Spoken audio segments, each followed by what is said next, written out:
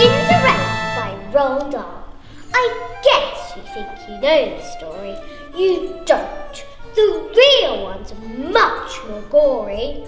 The phony one, the one you know, was cooked up years and years ago and made to sound all soft and sappy just to keep the children happy. Mind you, they got the first bit right. The bit were at the dead of night.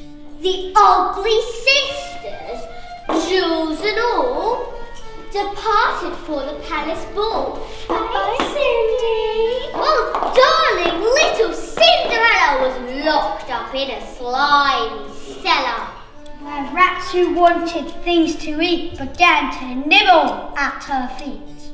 She bellowed, "Help!" and "Let me out!" The magic fairy heard her shout, appearing in a blaze of light.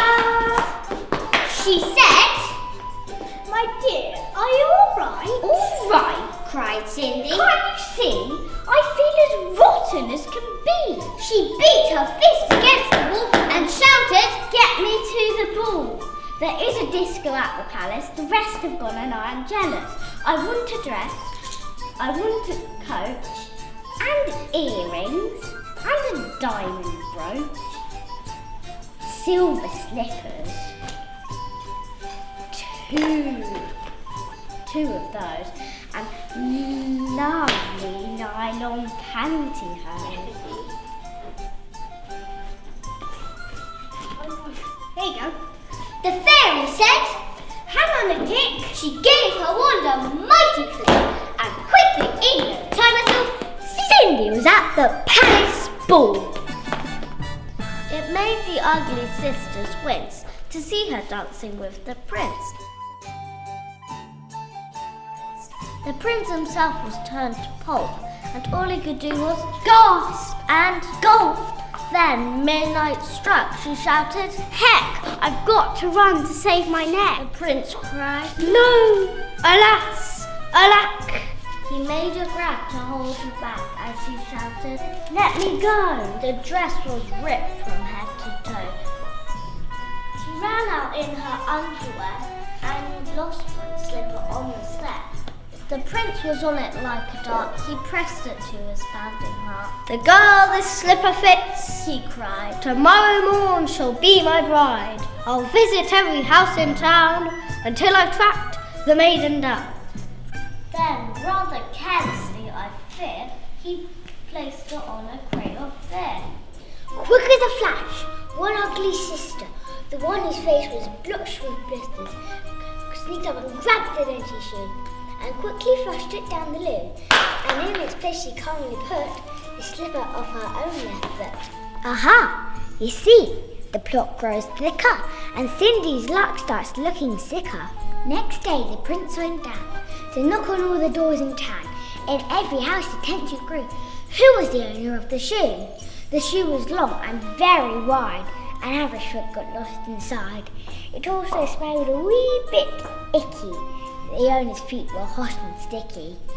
Thousands of eager people came to try it on, but all in vain. Here came the ugly sisters go. One tried it on. The prince screamed, "No!" But she screamed, "Yes, it fits! Whoopee! So now you've got to marry me!" The prince went green from ear to ear and muttered, "Get me out of here!" "Oh no you don't, you've made a vow. There's no way you can back out now." "Off with her head!" The prince yelled back and chopped it off with one big whack. This pleased the prince. He smiled and said, "She's prettier without her head." Then up came sister number 2, who said, "Now I will try the shoe." "Try this instead." The prince roared back, and he swung his trusty sword and smack! Her head went crashing to the ground. It bounced a bit and rolled around. In the kitchen, peeling spuds, Cinderella heard the thuds of bouncing heads upon the floor and poked her own head round the door.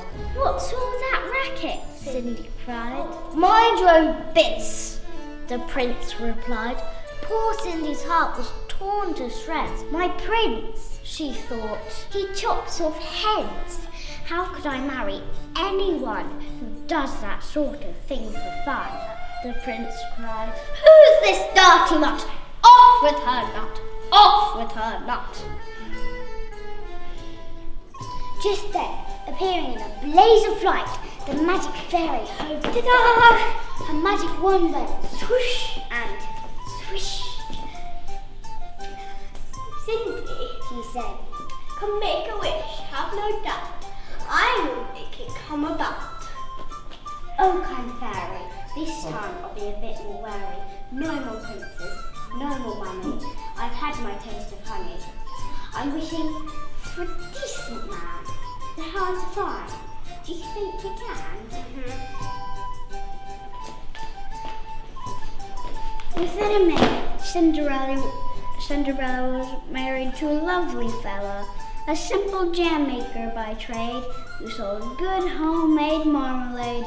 Their house was filled with smiles and laughter, and they lived happily ever